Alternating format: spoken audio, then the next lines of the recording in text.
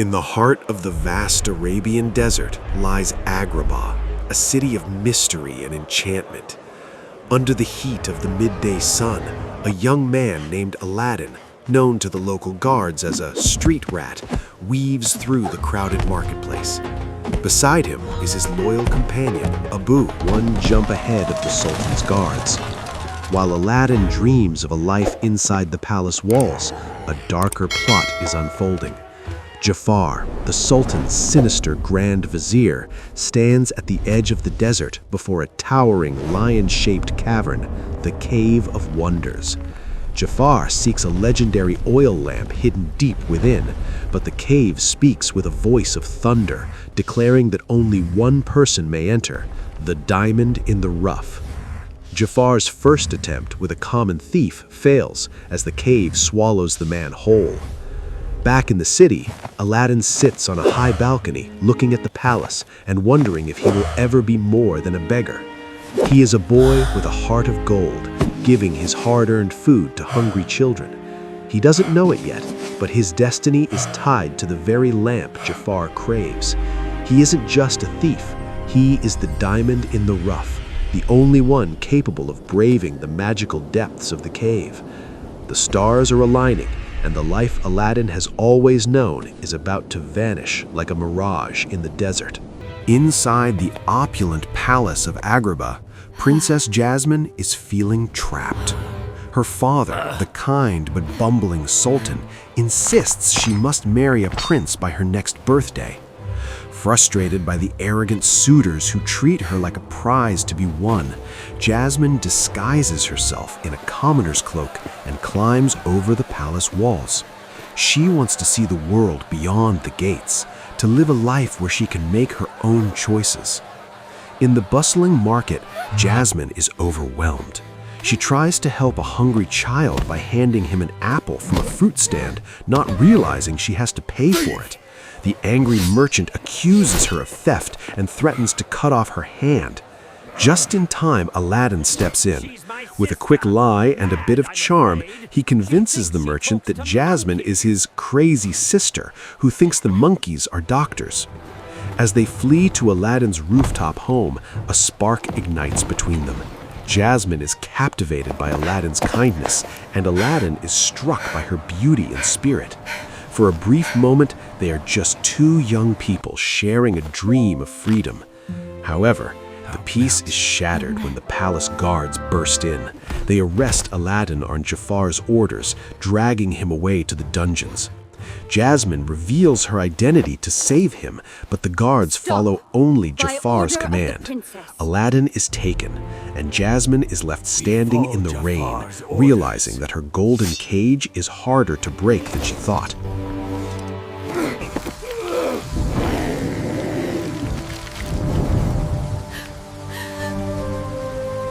In the cold, damp dungeons, Aladdin meets a withered old man, Jafar in disguise. The old man tells Aladdin of a cave filled with more gold than he could imagine, enough to impress any princess. Desperate to see Jasmine again, Aladdin agrees to help. They travel to the Cave of Wonders, where the massive lion head warns, "Touch nothing but the lamp." Aladdin and Abu descend into a world of sparkling jewels and mountains of gold. They find a playful magic carpet, which leads them to a high pedestal where the plain oil lamp sits. Aladdin grabs the lamp, but Abu, tempted by a giant ruby, reaches out and touches it. The cave erupts in anger. "You have touched the forbidden treasure," the voice roars. The ground turns into molten lava, and the walls begin to crumble. The magic carpet zooms into action, dodging falling rocks and fireballs as it carries them toward the exit. At the mouth of the cave, Aladdin reaches out to the old man for help. Instead of pulling him up, Jafar demands the lamp. Once he has it, he reveals his true nature, kicking Aladdin back into the collapsing abyss. The cave seals shut, leaving Aladdin and Abu trapped in the darkness. Jafar cackles, believing he has won, but as he looks at his hands, he realizes the lamp is gone. Abu, the clever little thief, had swiped it back at the very last second. Trapped in the pitch-black cave, Aladdin examines the dusty lamp. "What's so special about this thing?" he mutters, rubbing the side to clean it. Suddenly, blue smoke billows out, filling the cavern. The smoke solidifies into a massive, boisterous, and incredibly blue genie. With a whirlwind of energy and impressions, the genie explains the rules. Aladdin has 3 wishes, but he can't make anyone fall in love, he can't kill anyone, and he can't bring back the dead. The genie is a cosmic force of nature, trapped in a phenomenal space, but living in an itty-bitty living space. Aladdin, quick thinking as always, tricks the genie into getting them out of the cave without using a formal wish. Once they are safe in the desert, the genie is impressed by the boy's wit. Aladdin realizes he has the power to change his life forever. His first real wish is born of his love for Jasmine. "Genie, I want you to make me a prince," he declares. With a snap of his fingers, the genie transforms Aladdin's rags into fine white silk and gold embroidery. Abu is turned into a giant trumpeting elephant. The genie creates a massive entourage of dancers, camels, and servants. Aladdin is no longer a street rat. He is now Prince Ali Ababwa. As they march toward Agrabah with music and fanfare, Aladdin feels unstoppable. But the genie warns him, "Being a prince on the outside is easy, kid.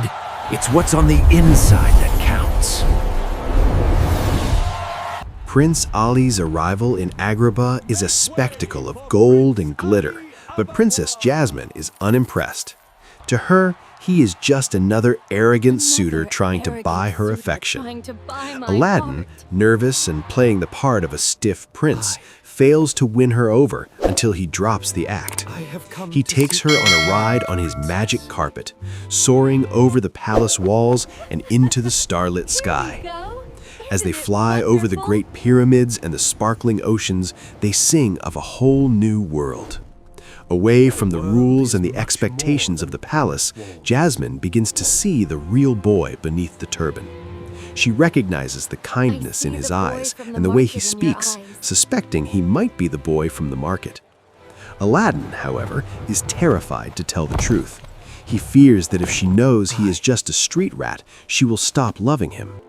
When they return to the palace balcony, they share a romantic kiss.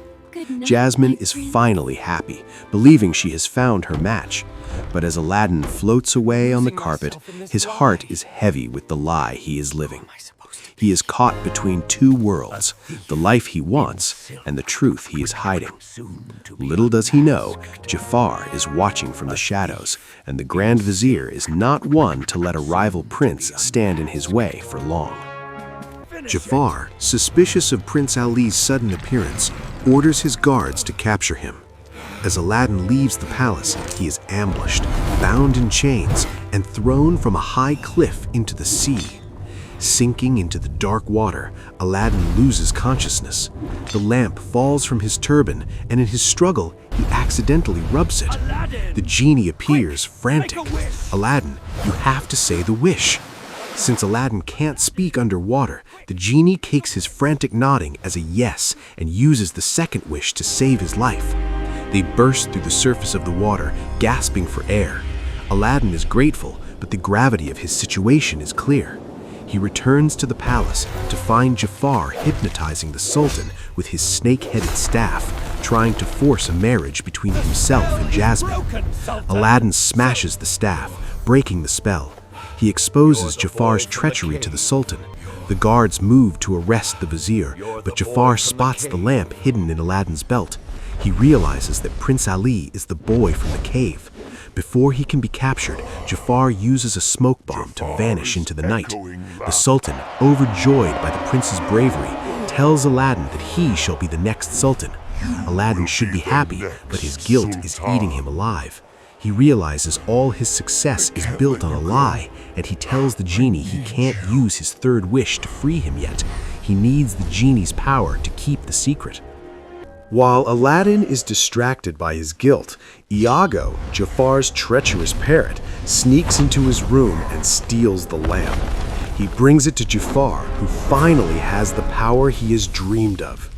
With his first wish, Jafar becomes the new Sultan of Agrabah. The sky turns blood red as he magically strips the old sultan of his clothes and forces him to bow. When Jasmine and Aladdin try to resist, Jafar makes his second wish to be the most powerful sorcerer in the world. With a wave of his hand, he exposes Aladdin's true identity, transforming him back into his rags in front of Jasmine. "Prince Ali is nothing but a fraud," Jafar shrieks. He uses his magic to banish Aladdin, Abu, and the magic carpet to the ends of the earth, a frozen, snowy wasteland where they are left to freeze. In the palace, Jafar turns the Sultan into a jester and Jasmine into a slave. He is a tyrant without mercy. Far away in the snow, Aladdin manages to rescue the magic carpet from beneath the snow. He realizes his arrogance and his lies led to this disaster. He doesn't need a wish to be a hero. He needs to be the diamond in the rough. With renewed determination, he hops onto the carpet and races back toward Agrabah. He must stop Jafar before the sorcerer uses his final wish to dominate the world forever. Aladdin returns to find a palace of horrors. Jafar is trying to wish for Jasmine to fall in love with him, but the genie can't do it. Jasmine, seeing Aladdin sneak into the room, pretends to be charmed by Jafar to distract him. A fierce battle erupts. Jafar uses his sorcery to create a ring of fire and transforms himself into a giant, terrifying cobra. Aladdin is pinned down, his sword useless against the serpent. But he remembers the genie's words about phenomenal cosmic power. He taunts Jafar, "You're still second best. The genie is more powerful than you'll ever be." Jafar, consumed by his ego, realizes Aladdin is right. He uses his third wish. "I wish to be an all-powerful genie." Golden cuffs appear on Jafar's wrists. He grows to a massive size, feeling the power of the universe. But Aladdin laughs. "You forgot one thing. Genies come with lamp." A black lamp appears, and Jafar is sucked inside, dragged down by his own greed. "Phenomenal cosmic power, itty-bitty living space," Aladdin quips as he tosses the lamp back to the Cave of Wonders. With Jafar gone, the magic fades. Aladdin apologizes to Jasmine for the lie, and though he loves her, he uses his final wish to do what is right. "Genie, I wish for your freedom." The genie's shackles fall away. He's free. The Sultan, seeing Aladdin's true character, changes the law so the princess can marry whomever she deems worthy. Aladdin and Jasmine fly off into the sunset on the magic carpet, proving that a street rat can indeed be a prince as long as he follows his heart.